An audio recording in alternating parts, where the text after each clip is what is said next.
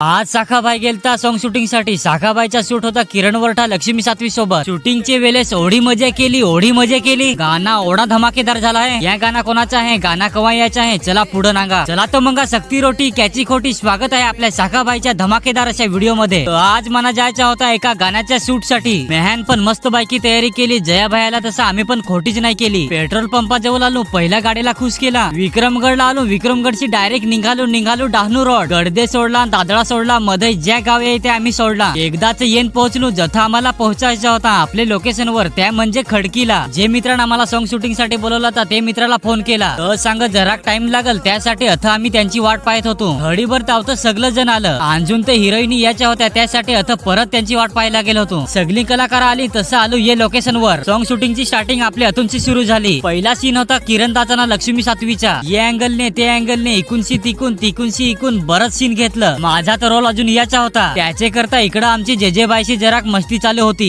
तेच आता गाणं आल्यावर लाईक करा, शेअर करा, सबस्क्राईब करा, सगळा करून आमची मजा ती जरा नंतर तुम्हाला पाहायला भेटेल।